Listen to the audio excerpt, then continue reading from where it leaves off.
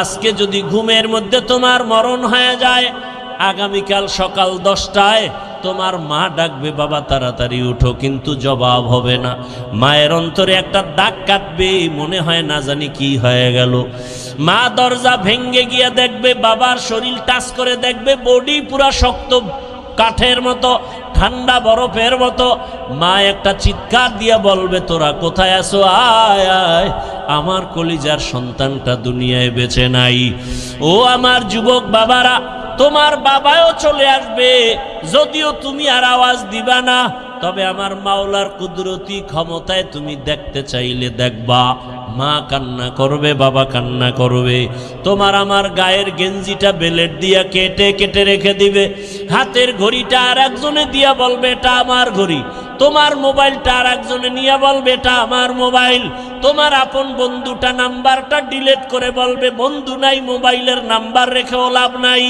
বাবায় টেলিফোন করে বলবে, ইমাম সাহেব আমার সন্তান বেঁচে নাই, জানাজা না দিয়া কোথাও যাবেন না।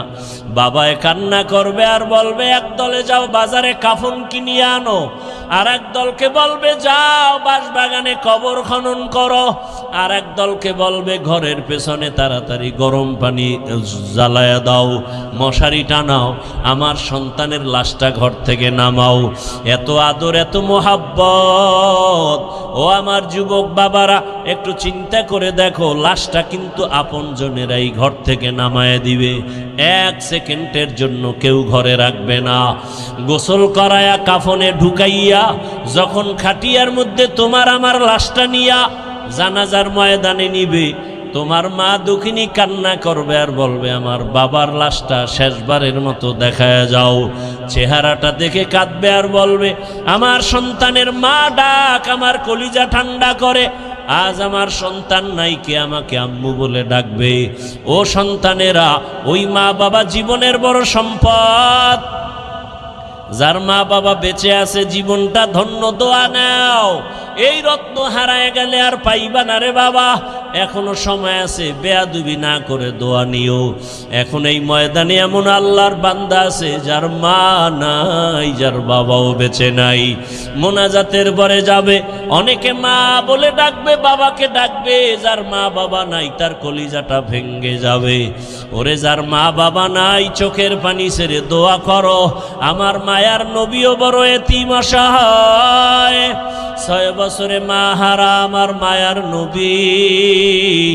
ওই এতিম নবীর উম্মতেরা মা বাবার দোয়া ছাড়া, চোখের পানি ছাড়া এই চেয়ারে বসতে পারি নাই। ওই মা বাবার চোখের পানি দোয়া ছাড়া মাওলানা হতে পারি নাই। ওই মা বাবার চোখের পানি দোয়া ছাড়া তুমি টাকার মালিক হতে পারো নাই, বাড়ি গাড়ির মালিক হতে পারো নাই। ওই মা বাবার চোখের পানি তোমার জীবন সফল করে ফেলেছে। ওই মা বাবারে কবরে রেখে কেমনে আরামে ঘুমাও। ওই মা বাবার জন্য মোনাজাতে কান্না করো, দোয়া করো। আর যার মা বাবা বেঁচে আছে, দোয়া নেও।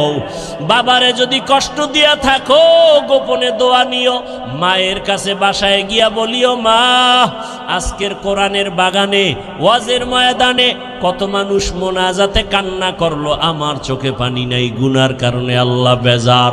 আজকে তওবা করেছি, আর গুনাহ করব না, নামাজ ছাড়ব না, দাড়ি কাটবো না, বেপরদায় চলবো না। তোমাদের দোয়া নিয়া, ওলামায়ে কেরামের পরামর্শ নিয়া, নবীর আদর্শ মেনে চলবো। মা তুমি আমার মাথায় হাত দিয়া দোয়া করে দাও, আর কোনোদিন বেয়াদবি করব না। মাকে যদি বলতে পারো, দেখবা মায়ের চোখে পানি চলে আসবে, কলিজা ভরে দোয়া করবে, আর সে আজিমের মালিক আমার কলিজার সন্তানটাকে তুমি কবুল করে নাও। ও আমার যুবক বাবারা, হেদায়েতের মালিক আমার আল্লাহ, ইজ্জতের মালিক আমার আল্লাহ, হায়াতের মালিক আমার আল্লাহ। ওই আল্লাহর উপরে ভরসা করে জীবনে যত নামাজ ছাড়লা, দাড়ি কাটলা, বেপরদায় চললা, আল্লাহকে মনে মনে বলো, হে মালিক, জীবনে তো গুনাহ কম করি নাই, আজকে থেকে তওবা করে নিলাম, আর জীবনে নামাজ ছাড়বো না, বেপরদায় চলবো না, মা বাবার সাথে বেয়াদবি করবো না।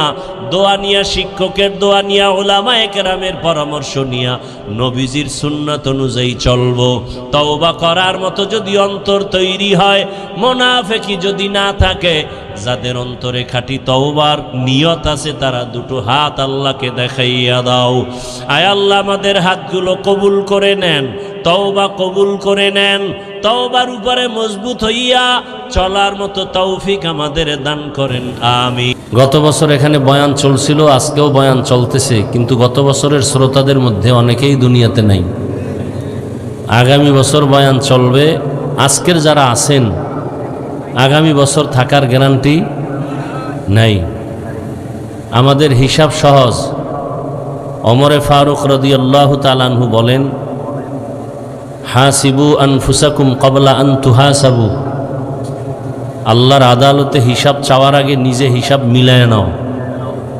এখন হিসাব মিলায়া ভুল হলে আবার সমাধান করা যাবে, কিন্তু যখন আল্লাহ হিসাব চাইবেন তখন আর সমাধানের রাস্তা থাকবে না।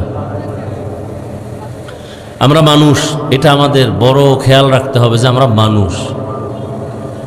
আমরা ফেরেশতার মতো সৃষ্টির মখলুক না, আমরা জিনের মতো মখলুক না। আমরা পৃথিবীর শ্রেষ্ঠ মখলুক মানুষ। আমাদের মতো শ্রেষ্ঠ পৃথিবীতে কোনো প্রাণী আল্লাহ বানান নাই। জমিন আমার গোলাম, আসমান আমার গোলাম, পৃথিবীর সব কিছু মানুষের জন্য। আর মানুষ কি জন্য? আল্লাহর ইবাদতের জন্য। এটাই আমার আসল কাজ। কেন আসলাম? আমি আসি না, আমাকে পাঠানো হয়েছে। আবার আমি যেতে চাই না, আমাকে নিয়ে যাওয়া হবে। তাহলে মাঝখানে আমার কাজ কি? আমি আসতে চাই নাই। দুনিয়াতে আসার সময় মা এত কষ্ট করলেন কেন? বাচ্চা আসতে চায় না। বাচ্চা মায়ের গর্ভের খেলার মাঠ মনে করছে এখানে বড় আনন্দ। এর থেকে আর বড় আনন্দের জায়গা কই? আমরা আসতে চাই না দুনিয়াতে। দয়া করে আল্লাহ আমাদের পাঠিয়েছেন। জমিনে এসে দেখি মায়ের গর্ভের ভেতরের মাঠের থেকে পৃথিবী নামক মাঠ তো আরো বড়, সেখানের থেকে আনন্দ আরো বেশি। এমন মায়ায় জড়ায় গেছে আর এখান থেকে যেতে মনে চায় না। কিন্তু বারবার বলা হচ্ছে এখান থেকেও শান্তির মাঠ, খেলার মাঠ, আনন্দের মাঠ আরো বড়, জান্নাত। কিন্তু এটা মনে মানে না, এই জন্য যাইতে চাই না। কিন্তু যেদিন বুঝে আসবে যাব, সেদিন আবার এমন আনন্দ হবে, ওই জান্নাতের মাঠ থেকে আর কেউ একবারের জন্য, এক সেকেন্ডের জন্য বের হতে চাইবে না। কিন্তু বিশ্বাসের অভাব। দেখেন, আমি আয়াত হাদিসের তরজমা পড়ে নিয়েছি, ব্যাখ্যা দিব। সেই ব্যাখ্যার ভূমিকা স্বরূপ আনুষঙ্গিক কিছু কথা বলতেছি। বয়ান শুনবেন, যদি বয়ানটা দিলের মধ্যে নিতে নাই পারেন, এই বয়ান করে লাভ কি, শুনে লাভ কি? বয়ান তো আপনারাও জানেন, শুধু একটু টান দিবেন মাইকে, বয়ান আপনিও বক্তা হয়ে যাবেন। রাস্তাঘাটে অনেক দাড়ি কামানেওয়ালাও বক্তা দেখি, মসজিদের কালেকশন করে সুন্দর টান দিয়া। কি দেখছেন? খুব মজার মজার বয়ান করে। তাহলে আপনিও টান দিলে বয়ান হয়ে যাবে, আপনিও বক্তা, আমিও বক্তা। এটা তো সফলতার মানদণ্ড না। বক্তা হয়েছি ঠিক, মাওলানা হয়েছি ঠিক, মানুষ হতে পারিনি। খুব কঠিন কথা। দাবি করি মানুষ, আসলে মানুষ হতে পারি নাই। মানুষের খাসলাত তো কুকুরের খাসলাত হতে পারে না। মানুষের চরিত্রের মধ্যে হিংস্র প্রাণীর চরিত্র আসতে পারে না। যখন চলেই আসছে আমার মধ্যে হিংস্র আক্রমণ, মানুষ হত্যার আক্রমণ, মানুষকে ঠকায়া হক নষ্ট করার এই প্রবণতা, তাহলে বোঝা গেল আমার মধ্যে সুরাতে আমি মানুষ, চরিত্র পশুর থেকেও খারাপ। এ বিষয়ে আল্লাহ কোরআনে বয়ান করেছেন। আমাকে মনে রাখতে হবে আমি মানুষ, আমাকে পাঠানো হয়েছে, আমি আসি নাই। সময় হলেই আমাকে নিয়ে যাওয়া হবে, কোনো টিকিট দেওয়া হয় না। যাব এটা ফাইনাল, আল্লাহ নিয়ে নিবেন এটা ফাইনাল। কখন, কোথায়, এর কোনো নির্ধারিত সময়ও নাই, জায়গাও, কিন্তু যেতে হবে। ঈদের জামা কাপড় নিয়ে রওনা, ট্রেনের সাথে ধাক্কা লেগে সব শেষ।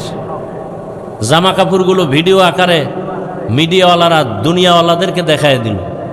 কোথায় আনন্দ আর এখন কোথায় কান্না। এই অজে আসছেন, বাসা পর্যন্ত যাওয়ার গ্যারান্টি আছে? কিসের বাহাদুরি করেন? কিসের এত ভাব? হঠাৎ বুকে ব্যথা, হঠাৎ ধরবে আর দেখবে নাই। রাতের বেলা বিছানায় ঘুমাবেন, ঘুমের মধ্যে কি আজরাইল আসতে পারে? এই চিন্তাটা যে করে তার কানের মধ্যে গানের তার লাগায় কিভাবে? যে আজরাইল এসে যদি দেখে আমার গানের মধ্যে হেডফোন লাগানো, গান শুনতেছি, আর আজরাইল এসে দেখে, তা আমি মুসলমান হিসেবে তো আমার চিন্তা করা উচিত। এই কথাগুলো হিন্দুদেরকে বললে ওরা অনেক আগে রসুলের আশেক হয়ে যেত। দেখেন এখানে সব আমরা মুসলমান, আপনাদের আল্লাহ আমার আল্লাহ দুই না এক? তাল মিলায়েন না, বুঝে শুনে বলেন। আমার নবী আপনাদের নবী, সত্য কথাটা স্বীকার করেন, মানেন আর না মানেন। আপনাদের কোরআন আমার কোরআন নাকি আলাদা? আপনাদের হাদিস আমার হাদিস, আপনাদের কালেমা আমার কালেমা, আপনাদের কাবা আমার কাবা, আপনাদের ধর্ম আমার ধর্ম। সত্যি জবাব দেন, সত্যি? আচ্ছা দুনিয়াতে আসছি, সিস্টেম কি আপনাদের একরকম আমারটা আর এক রকম? সব এক না? আপনাদের এলাকার মানুষ দুনিয়াতে আসার সময় লঙ্গি পরে আসছিল, কথা বলেন। বিদায় বেলার সিস্টেমটাও আপনারও 3 কাফন, আমারও 3 কাফন হবে, মা বোনদের 5টা কাফন হবে, কালার হবে আলাদা। কি আমাদের হুজুরদের কাফনের কালার হবে একরকম, আপনাদের কাফনের কালার হবে ভিন্ন। কালার কি? কি কালার? সাদা। আচ্ছা কবরের সাইজ একটু আলাদা হবে, আপনাদের এলাকার কবর 1 হাত বড় হবে আমাদের তুলনায়, তাও এক। আচ্ছা কবরে রাখার পরে প্রশ্ন হবে, আমার জন্য 3টা, আপনাদের 5টা, তাহলে প্রশ্নগুলো এক। তাহলে আল্লাহ এক, নবী এক, কোরআন এক, কাবা এক, ধর্ম এক, কালেমা এক, দুনিয়াতে আসাও এক, বিদায়ও এক, কাফন এক, কালার এক, কবর এক, প্রশ্ন এক। এই বেটা, এখন শুধু মোনাজাতটা বাকি, হাত উঠায় খালি বলবো আলহামদুলিল্লাহি রব্বিল আলামিন, সব শেষ। আর জীবনে আসবো কিনা জানা নাই, শেষ। ডিস্টার্ব করিস না, যুবকদেরকে বলছি, নিজের কপালও নষ্ট করিও না, অন্যের ক্ষতি করিও না। আমি একটু আগেই বলছি, শ্রোতাদের অন্তর ভরা মোহাব্বত আর আল্লাহর রহমত থাকলে ওয়াজ হবে, নাহলে কিচ্ছু হবে না। 24টা ঘন্টা মোবাইল নিয়ে ব্যস্ত, মোবাইল, বাথরুমে মোবাইল, ঘরের রুমে মোবাইল, সারা রাত মোবাইল দেখে দেখে গুনাহ করে, চোখের গুনাহ, হাতের গুনাহ, জবানের গুনাহ, অন্তরের গুনাহ। আল্লাহ দয়া করে বেহেশতের বাগানে নিয়ে আসেন। কেমন বাগান? বসার সাথে সাথে সবার গুনাহ মাফ।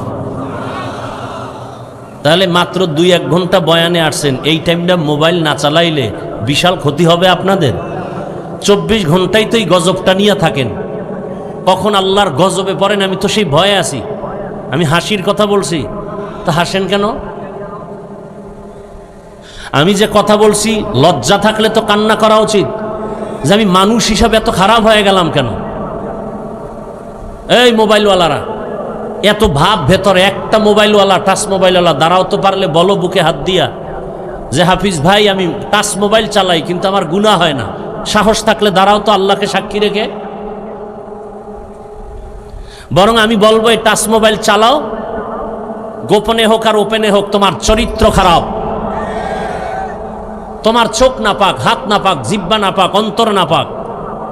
আল্লাহ নিয়ে আসছেন বেহেশতের বাগানে, এই টাইমটুকু মোবাইল নিয়ে হাতে কেন? এই টাইম মোবাইল থেকে একটু আলাদা থাকা যায় না? কপালটা এত খারাপ। যেই বিষয়টা, যেই টাইমের ব্যাপারে আল্লাহ রসুল সুসংবাদ দিছেন যে বসলেই গুনাহ মাফ,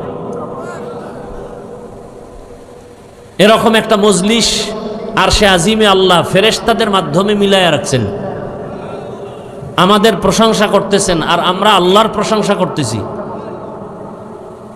এবং সর্বশেষ আল্লাহ ফেরেশতাকে সাক্ষী রেখে ঘোষণা দিতেছেন, ওই দিনের মজলিসে যারা আসছে আমি আল্লাহ এদের জীবনের সব গুনাহ মাফ করে দিলাম। ফেরেশতারা বলে একদল তো ওয়াজ শুনতে আসছে, আর অনেক মানুষ আসছে তামাশা দেখতে, ওয়াজ শুনতে আসে নাই।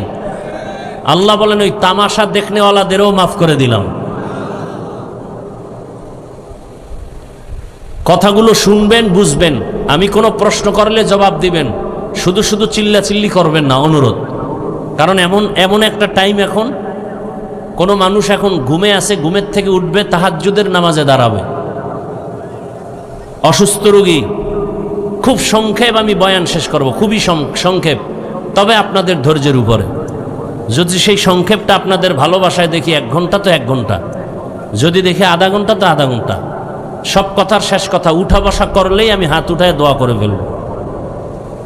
আসলাম না আপনারা যদি না আনেন, আর এই জীবনে এই দেশে আসলাম না। রিজিকের মালিক ওয়াজ মাহফিল না আল্লাহ? পিপিলিকার খানা কে দেন বলেন? সত্য কথা বলেন। উড়ন্ত পাখি উড়তেছে, ওর খানা কে দেন? নদীর মধ্যে হাজারো ধরনের মাছ কে খাওয়ায়? জঙ্গলের প্রাণীর খানা কে দেন? সত্য বলেন, ওরা দামি না আমরা দামি? তো ওদের রিজিক দিতে পারলে আল্লাহ আমাগোটা দিবেন না? তো ওয়াজ না করলে খানা বন্ধ হয়ে যাবে, চাকরি না করলে খানা বন্ধ হয়ে যাবে। ইঁদুর কি চাকরি করে? মাছ কি চাকরি করে? পিপিলিকা কিসের চাকরি করে? ওরা যদি টাইম মতো খানা পায়, মানুষ কেন খানার জন্য এত কষ্ট করে? একমাত্র কারণ ওরা আল্লাহর হুকুম ঠিক মতো মানে। মানুষ হলো গাদ্দার, মানুষ গাদ্দারি করে। না হয় খানা ঘুমের মধ্যে বিছানায় আসতো। বনি ইসরায়েলদের খানা আসমান থেকে আসে নাই? কথা বলেন না কেন? কোরআনে ঘটনা আছে না? তো বনি ইসরায়েলের থেকে আমরা আরো তো দামি, আমাদের খানা বন্ধ কেন? দেশে এত অশান্তি কেন? কাকে দোষ দিবেন? গোটা দুনিয়াতে অশান্তি কেন? আপনার ঘরে ছোট বাচ্চা আছে না, শিশু? বলেন না কেন? ওর জ্বর হয়, ঠান্ডা লাগে, ও অসুস্থ হয় কেন? ও কোনো গুনাহ করছে? তো অসুস্থ হলো কেন? ওর তো কোনো গুনাহ নাই। ভালো করে বুঝেন, বুঝার অনেক কথা আছে। এজন্য আপনাদের মোহাব্বত থাকলে বয়ান আসবে। আমি মুখস্থ করে আসি না ঢাকার থেকে যে আজকে এখানে এই বয়ান করব। আমি আউজুবিল্লাহ পড়ছি আর আল্লাহর সাহায্য চাইছি যে কোন আয়াতটা পড়া যায়। আল্লাহ যেটা জেহেনে এনে দিয়েছেন ওটাই পড়ছি। আমি এক সেকেন্ড আগেও এই চেয়ারে বসার আগে চিন্তা করি নাই কোন আয়াত দিয়ে বয়ান করব, কোন হাদিস দিয়ে বয়ান করব। মুখস্থ করে বয়ান করা যায় না, আর ওই বয়ানে কোনো বরকত পাওয়া যায় না। আল্লাহ সবাইকে হেদায়েত দান করুন। তো আপনার আমার আল্লাহ এক, নবী এক, কোরআন এক, কাবা এক, ধর্ম এক, কালেমা এক, কাফন এক, কবর এক, প্রশ্ন এক, পোশাক আলাদা কেন? কি চিন্তা করেন? আমি আপনার থেকে কোনো জবাব চাই না, চিন্তা করবেন মানুষ হিসেবে। হয়তো সবাই শার্ট প্যান্ট টাই পরি, যেহেতু আমরা আল্লাহ, রসুল, হাদিস, কোরআন সব এক, পোশাকও এক হোক, সবাই প্যান্ট শার্ট টাই পরি। আর যদি মনে করেন না যে ওটা ঠিক না, আমাদেরটা ঠিক, তাহলে আপনি এটা পরেন। আপনি অজুহাত দিবেন আমার চাকরি চলে, তো চাকরির টাইমে আমি প্যান্ট শার্ট পরেন। মসজিদে প্যান্ট শার্ট কেন? চাকরির জন্য ওটা আপনার ইউনিফর্ম লাগবে, কিন্তু মসজিদে কি এটা লাগবে? তো আল্লাহর বাড়ি গেছেন, আল্লাহ তো চায় মোহাম্মদের পোশাক নিয়ে আসো। মোহাম্মদের পোশাক তো টাই না, মোহাম্মদের পোশাক তো দাড়ি সারা না। সরকারের পোশাক হলো প্যান্ট শার্ট টাই পরো। মেনে নিলাম কিছু সময়ের জন্য আপনি চাকরিতে যাবেন, ব্যবসায় যাবেন, আল্লাহর ঘরে যাবেন, সেখানে রসুলের পোশাক নাই কেন? আমি আপনার থেকে কোনো জবাব চাই না, কাউকে আঘাত দিতে চাই না, শুধু মানুষ হিসাবে কথাগুলো চিন্তা করবেন। আমি এখানে একজনকেও একবারও বলবো না যে সবাই হুজুর হও। হুজুর বানাইতে আমি ওয়াজে আসি নাই। হুজুর বানানোর ওয়াজ আমাদের লাইনে বহু বক্তারা করেন, আলহামদুলিল্লাহ, ওটাও দরকার, কিন্তু আমি করি না। আমি এখন ভিন্ন লাইনে বয়ান করি। যারা স্কুলে পড়ে, কলেজে পড়ে, চাকরি করে, ব্যবসা করে, আমি বয়ানটা তাদের দিকে নজর করে করি যে ওখানে থেকে যেন জান্নাত পাওয়া যায়, সেই পরামর্শ দিতে আসছি। আমার বয়ানের টোটাল থিমটাই এটা।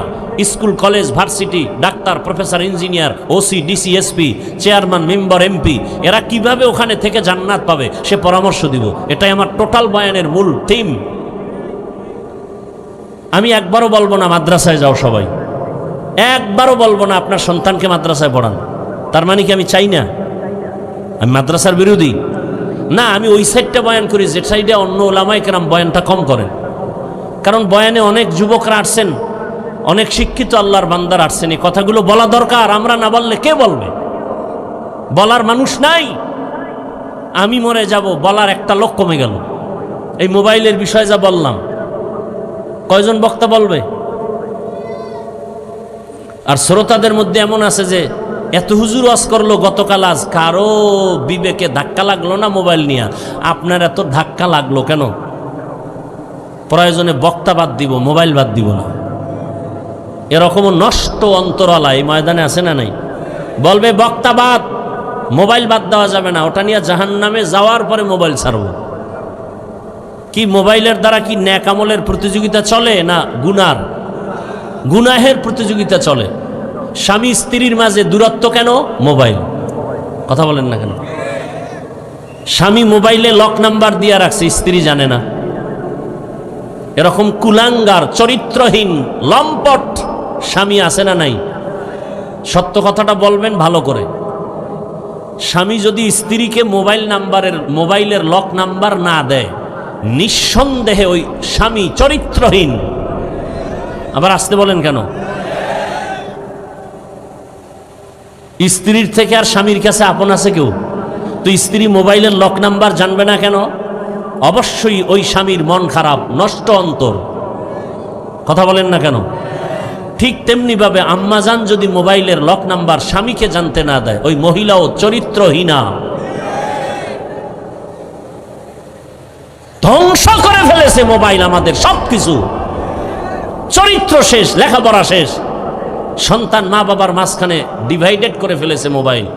আজকে এই মোবাইল না দিলে সন্তান মাকে মারে, মোবাইলে এমবি না ভরলে, টাকা না দিলে বাবাকে মারে। শিক্ষকের সাথে বেয়াদবি এই মোবাইলের কারণে। আল্লাহ এই মোবাইলের গুনাহ থেকে হেফাজত করেন। ফ্যানে কোনো বাতাস নাই নাকি বুঝলাম না কিছু। এটা এখানে আনেন, এই বরাবর আনেন, এদিকে একটু কষ্ট করে দেন তো, এদিকে দেন। আর বাস বাস বাস।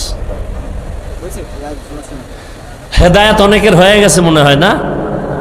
ওই যে কিছু লোক যাইতেছে, হেদায়েত হয়ে গেছে। এগো যেই বয়ান দিছি আর পর আর বয়ান লাগে না, মাশাআল্লাহ, এগো হেদায়েত হয়ে গেছে।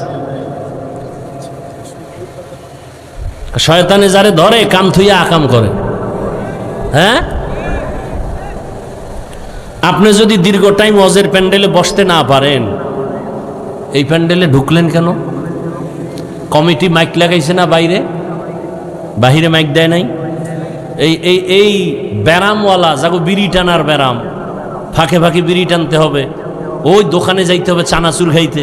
এই কমিটি এগো জন্য মাইক লাগাইছে যে ওখানে বিড়িও টানো, বয়ানও শুনো। বেহেশতের প্যান্ডেলে ঢুকে ডিস্টার্ব করিও না।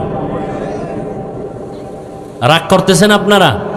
রাগ করলে একদিন করবেন, তাতে আমার আসবে আর যাবে কি? পয়গম্বর বলেন সব পাপের মূল দুনিয়ার লোভ। কিসের লোভ?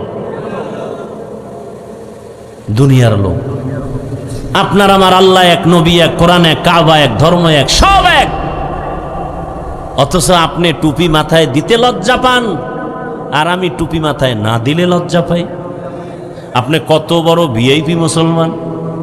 আমি দাড়ি রাখতে খুব খুশি, কাটতে লজ্জা, আর আপনার দাড়ি কাটতে খুব খুশি, রাখতে লজ্জা। আপনি মুসলমান, আপনাকে টুপির জন্য আমাকে আলাদা বয়ান দিতে হবে, নামাজের জন্য আপনাকে আলাদা বয়ান দিতে হয়। অথচ এই বয়ানগুলো তো হিন্দুদের করা দরকার ছিল, খ্রিস্টানকে করা দরকার ছিল। অথচ আপনি মুসলমানকে বয়ান করতে করতে 12 মাস ঘুমানোর টাইম পাই না। 12টা মাস আল্লাহর বলে না মানুষ 30 দিন, একদিন ফাঁকা নাই, প্রতিদিন প্রোগ্রামে দৌড়াচ্ছি, মুসলমানের বয়ান করি। এবার বুঝেন আমরা ভুলে আছি না আপনারা ভুলে আছেন বুঝি না। আপনিও এক আল্লাহ মানেন, আমিও সে আল্লাহকে মানি। অথচ আপনাকে টুপির জন্য আলাদা বয়ান দিতে হয়, আপনাকে কোরআন হাদিস অনুযায়ী আলাদা হালাল রিজিকের বয়ান দিতে হয়, হারাম থেকে বাঁচার বয়ান দিতে হয়। বিষয়টা কি? বয়ান এভাবে দিতেছে সব আলেমরা, তাবলিগওয়ালারা, পীর মাশায়েখরা, জুমার খতিবরা। এত বয়ান, আমল কেন শূন্য?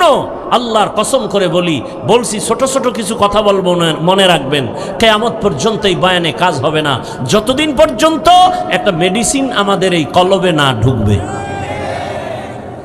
কয় মেডিসিন? জবাব দিতে হবে। ওই এক মেডিসিনের নাম তাকওয়া। তাকওয়া মানে আল্লাহর ভয়। কার ভয়? আল্লাহর ভয়।